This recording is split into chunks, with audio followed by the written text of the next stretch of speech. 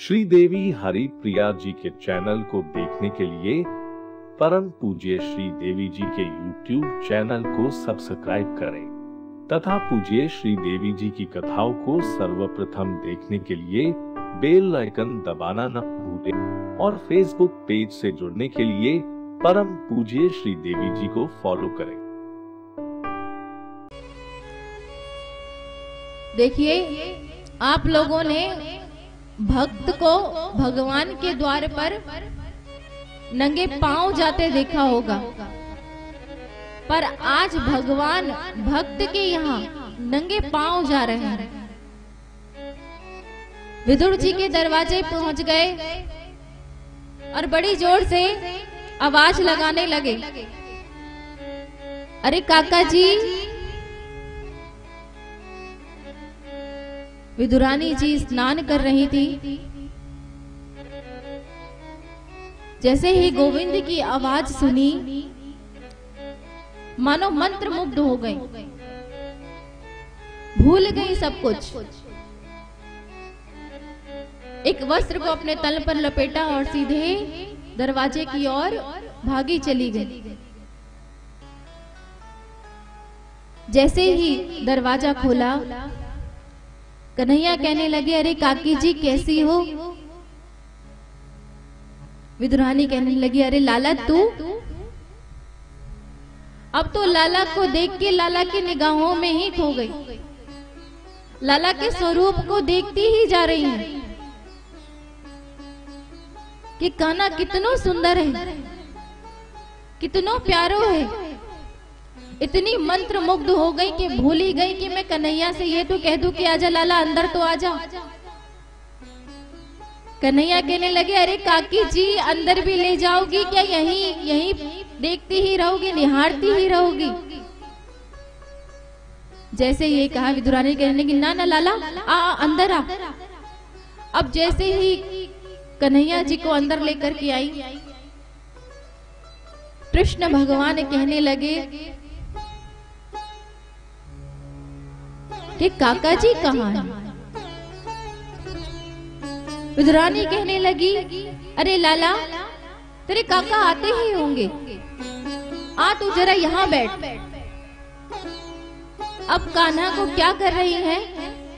कान्हा से कहती है, लाला तू यहाँ बैठ, ये जगह अच्छी है। और जैसे ही हमारे कन्हैया बैठने को होते हैं तुरंत उठा देती है, अरे नहीं नहीं लाला, ये जगह तो थोड़ी माटी सी लगी है, नेक तो उठ, मैं यह साफ कर लूं। कान्हा को उठाती है, फिर दूसरे स्थान ले जाती है। कहती है, ऐसो कर लाला, ये मैं अपने आंचल है यहाँ बिछा दूं और तू यहाँ पे बैठ जा। और जैसे ही लाला बैठने लगे, अरे नए नए लाला, ये आंचल तो नेक सो भीग रो है, ऐसो कर तू यहाँ मत बैठे, तू दूसरी जगह बैठी हो। विदुरानी का भाव है कि मैं अपने कान्हा को कहाँ बिठाऊं, ऐसी कहाँ से जगह लेके आऊं जो मेरा कन्हैया बैठे। कहने लगी, रुक लाला, तो दर्द होएगा, मैं एक पटरा लेकर के आऊं। पटरा लेने भागी और कान्हा को देखती जा रही है और कहने लगी, ले लाला, उल्टा पटरा बिछा के कहती है, ले लाला तू यहाँ पे बैठ जा, तू यहाँ पे बैठ, तेरे काका आते ही होंगे। और कान्हा को देखती ही जा रही है। कन्हैया कहने लगे, काकी मोए तो बड़ी जोर की भूख लगी है, कछु खावे ताई है तो बताओ। अब जैसे ही ये कही तो विदुरानी कहने लगी, लाला खावे ताई? हाँ हाँ, बगीचा में कदली के फल लगे, ला मैं तेरे ताई कदली के फल लेकर के आ। गई, टोकरी में जाकर के बहुत सारे कदली लेकर के कन्हैया के पास आ गई। कन्हैया को देखती जा रही है, मंत्र मुग्ध है। कदली के फल को छीला और छिलके कन्हैया को पकड़ाती जा रही है और केला का ढेर लगाती जा रही है।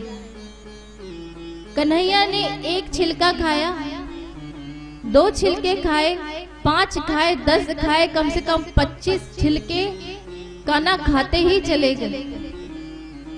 और विदुरानी इतनी मंत्रमुग्ध है कि कदली के फल का ढेर लगाती जा रही है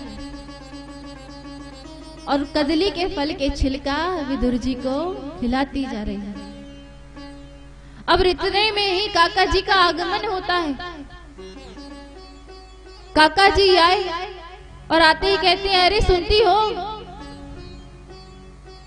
जैसे ही आए कहने लगे, अरे विदुरानी तुम्हें पता है आज लाला ने मेरा कितना सम्मान किया, कौरवों की सभा में मेरा इतना सम्मान किया कि उनके 56 भोग छोड़ करके आज हमारे यहाँ वो भोजन पाने आ रहे हैं।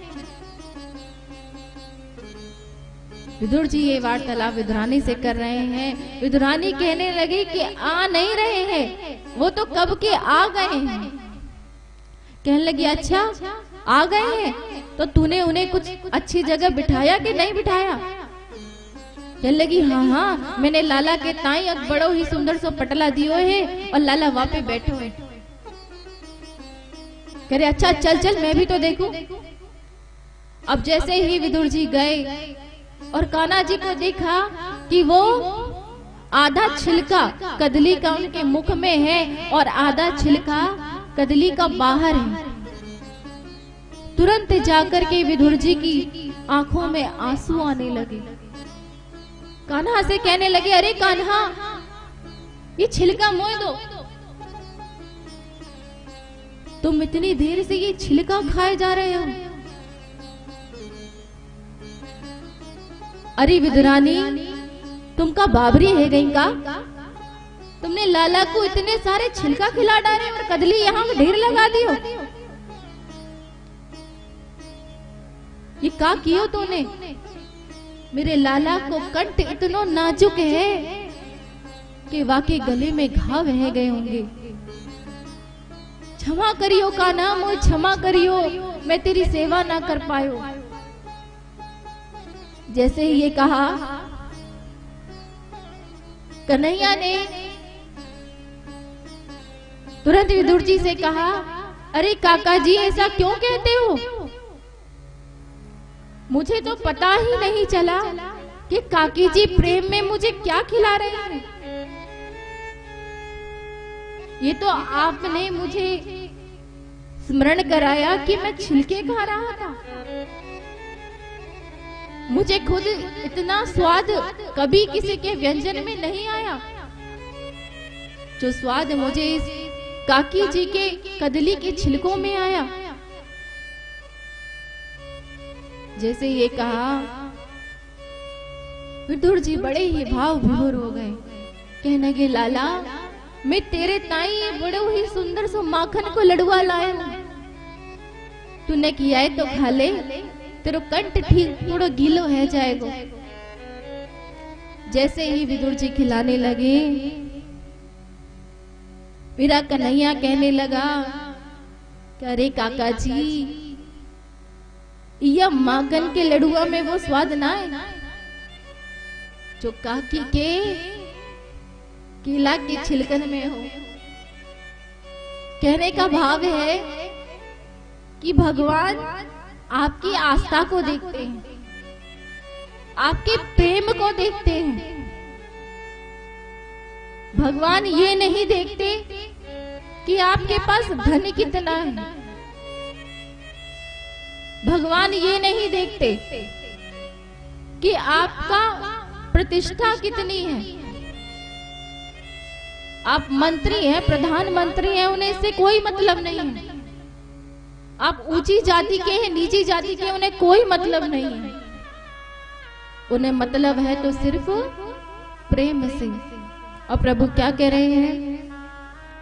भाव का भूखा हूं मैं, भाव ही एक सार है, भाव से जो भजता मुझे तो भव से पेड़ा पार है।